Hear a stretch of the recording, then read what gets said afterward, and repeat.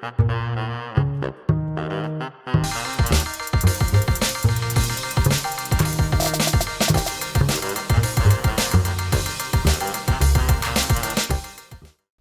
back to another episode of You've Been Schooled. I'm Lauren Dunn. And I'm Madison Ricks. And today we're here to talk about USC football. It's our special football edition of You've Been Schooled. And so, Madison, tell us a little bit about how USC football's looking so far.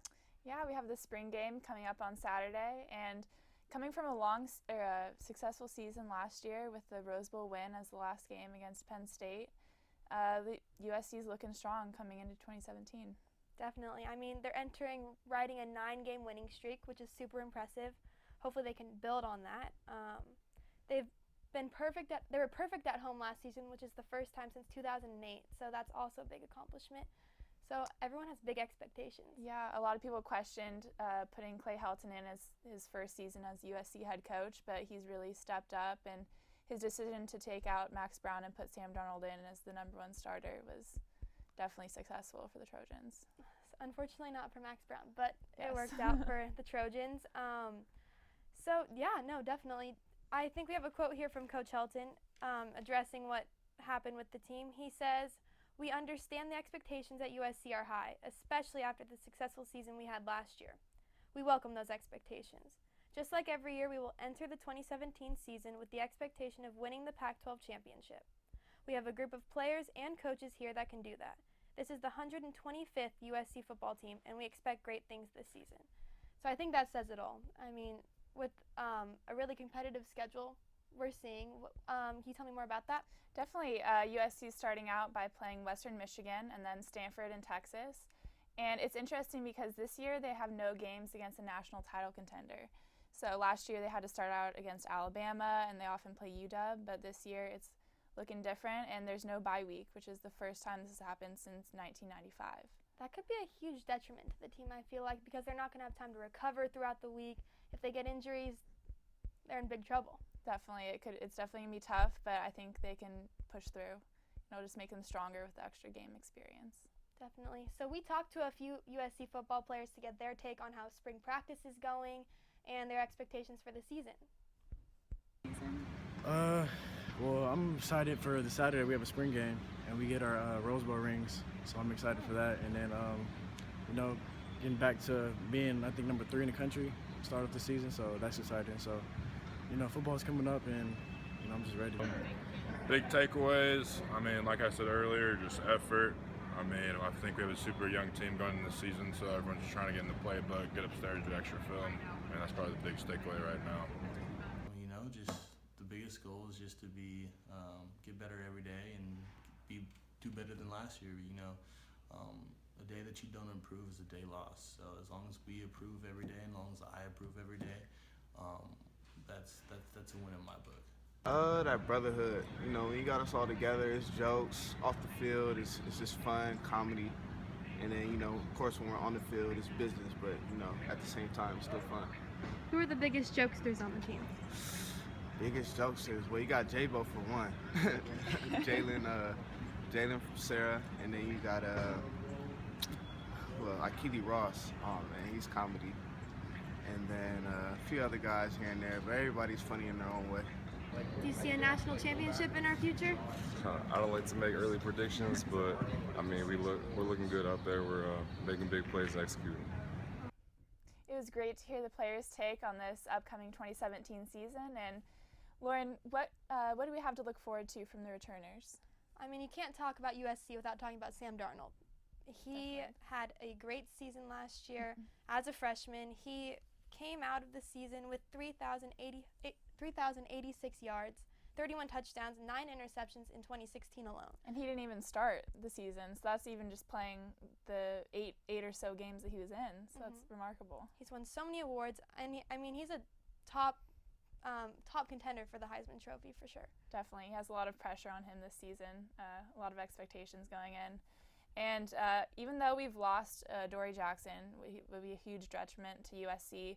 We're hoping that Iman Marshall can step in as the top cornerback for USC. So we'll see if he can, practicing under Adoree and gaining the experience from him, hopefully. Definitely. Also on the defensive front, our defensive line has lost a big player in Stevie. So they're going to need to find another person to really be the rock of that defensive line. Possibly Porter Gustin. Yes. He's a top defensive end, and he's still got a couple more years with us, and he's just been gaining muscle and becoming stronger every day. So Rasheem Green is another one on the defensive line he's a junior, and he had put up some good numbers last season, so hopefully he can step up and lead that defensive line. Also on the defensive side, most of our defense is actually looking pretty good. We have some good returners in Michael Hutchings, Cam Smith. Top USC tackle leader. Yes, so he will be hopefully stepping up for the lack of Michael Hutchings. He unfortunately left this past season. He graduated, so hopefully Cam Smith can make up for that.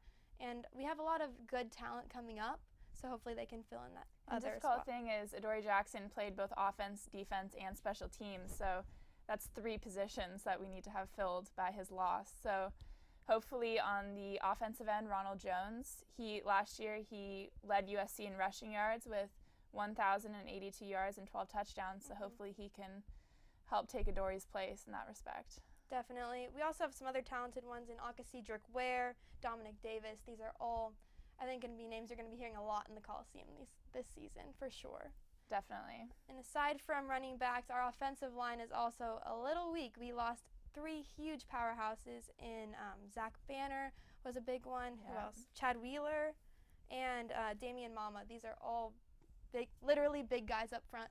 Definitely. And so we're going to need to get some people to come in and make up for that in order to protect Sam if he's going to. And Matt Bormeister, who helped score the winning field goal in the Rose Bowl. He's now out on a student conduct issues. Who will get back to you on that one. Yeah, so we're going to have someone take his place as well. Yeah, I don't know if we have anyone who's set to do that. Yeah, well, luckily USC is one of the leaders in top recruits coming in, so we also have that to look forward to. A lot of 5-star commits coming in, such as running back Stephen Carr, Joe Lewis, Austin Jackson, Josh Fallow. These are all huge high school names coming in. So another one we had was Taylor Katoa, but he unfortunately just sustained a season-ending injury. I think he hurt his ACL. He's actually getting surgery this Thursday, so unfortunately he's going to be out. But like you said, we have a ton of really good 5-star recruits coming in. Definitely, and with the program just becoming better and better, it's becoming easier for recruits to attract the recruits through Clay Helton. So definitely. And talking about Clay Helton, he's had a really good season last year. Do you think he can continue that this year? Definitely, I think so. A lot of people said, maybe it's just luck or Sam Darnold just hit him carrying the team, but I think Clay Helton is just really helping lead the team to a great season. He was a finalist for the Bryant Coach of the Year award, so people are recognizing his talent, and all of his coaching staff stayed on. They have one new running backs coach, but besides from that, it's all looking the same. So hopefully they're just going to build on the success they had last year coaching-wise. Definitely. I can't wait for the spring game to see a little sneak peek at the season. So definitely. And we also, touching on that spring game, we talked to Jake Olson to get his take on how spring practice has been going too. Definitely. And Jake Olson has been a USC football fan since he was 12 years old. And when he was 12, he had a rare eyesight problem and lost his eyesight due to cancer. So it's been a dream of his since he was very young to play for USC, and luckily he is now USC's long snapper. So he's hoping to play in one game this season. We'll be looking out for that. But so we got to talk to him and see what he thought about how spring practice has been going. We always, being obviously a great university and the tradition, we always have players coming up, through high school and just recruits that are, obviously Adoree's and Juju are freak athletes, but there's lots of those factors. There's lots of those guys out there that can perform at that level, and so we got a lot on our team. So we got Michael Pittman, he's going to be really good. Tyler Vaughn's, obviously Deontay had an amazing Rose Bowl, he's going to be coming up and good. We got Bayless Jones, he's going to be a really good receiver for us. Guys are stepping up, and Janae Harris, he'll be a great corner for us. So there's obviously we got Biggie still. So there are going to be a lot of guys that are going to take the stage. And they've practiced against Juju and Adoree. They've seen what it's like to go against them and what the skill set that those two players had. So I'm not really concerned too much about there being so much of a vacant spot. Trust me, it'll be filled.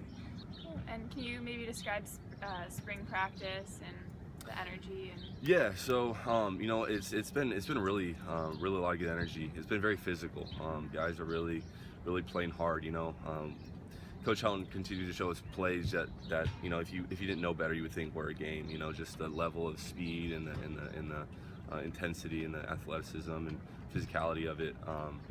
Guys are treating practice like games, and that's really in coach's mind, and I know in a lot of people's mind, when you have teams that practice like games, that's one, the best teams that they'll ever coach, because you got to treat it like it's no different. You got to practice how you would play. So it's been really cool to see guys just really step up and showcase their skills, but again, just take the seriousness and it's still fun, but just take the seriousness and the mindset that we're going out there to play just as we would as a game. So that's been really cool.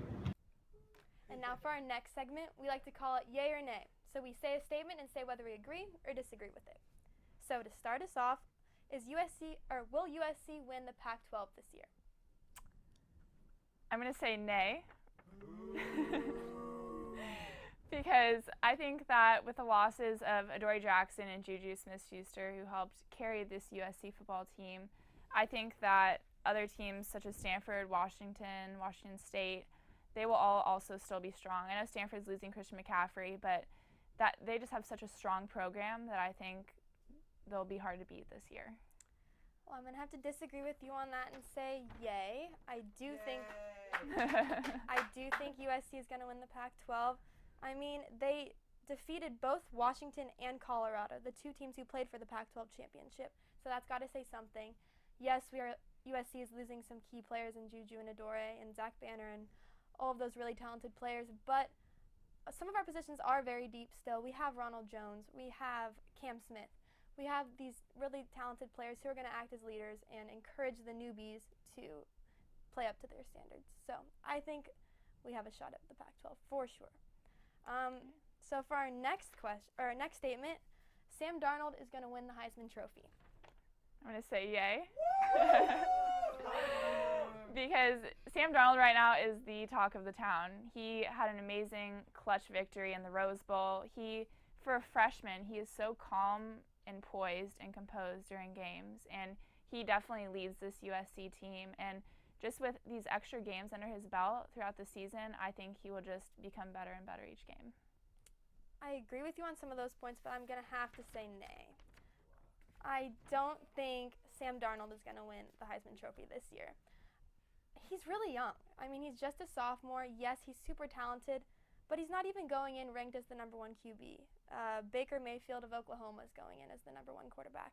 So he has a lot to prove. Was it just a fluke? Was it beginner's luck? I mean, he had Juju Smith to throw to. He was good at spreading the ball, but he had some really good people to throw to. So we're going to see this season if he can repeat it. If he can repeat it, I'll eat my words and say, yes, he deserves the Heisman. But for now, I'm going to say no.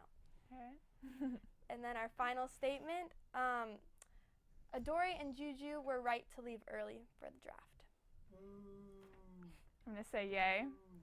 Because especially after the Rose Bowl where Adoree Jackson sprained his ankle, that just goes to show you that when you have an option to enter the NFL draft, you need to take advantage of it. These players can get injured at any point in this game. Football is a very dangerous sport, very aggressive. So when they have the chance, they should take it, and they could always earn the rest of their degree later on. I'm going to have to disagree with you again and say nay. I think they should have stayed. I mean, Trojan loyalty, Trojan family, you have to stick it out. They had such success last year with Sam Darnold. Why don't they want to see it through and see what they can do this year? Now with a Rose Bowl victory under their belt, all this experience, why not see where they can take it? I mean, they were so successful. Jackson won numerous awards, the Thorpe Award, the Jet Award.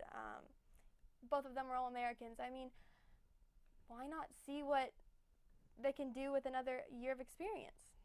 Yeah, you never know though. In 12 more games, you could have a season-ending injury and never get the chance again to enter the draft. That's true. Juju did have an injury. Was injured throughout the entire season. His hand, all kinds of stuff. It felt like he was always some new injury going on there. So that's it for Yay or Nay. To end on more of a positive note, the football players actually participated in a Swim with Mike event this weekend, which is a charity event that raised over $1.2 million this year for injured and special needs athletes. So in this event, actually, Jake Olson, who we interviewed earlier, it helps sponsor a scholarship to be USC's long snapper. So it's got a great charity. Definitely, they benefit all tons of physically challenged athletes. So it's a great cause. But they also had fun. They participated in a relay race, which looked like a lot Lauren of fun. herself participated. I did. My team came in last, but I would like to say I won 2 years ago. So it's more on the players, not me. But it was a great event. The football players had a lot of fun. Everyone raised a lot of money. So yeah, things are looking up. We're looking forward to spring game on Saturday. Definitely. So it'll be a great sneak peek to the season. Definitely. So that's it for this week's episode of You've Been Schooled. I'm Lauren Dunn. And I'm Madison Ricks. Thanks for tuning in.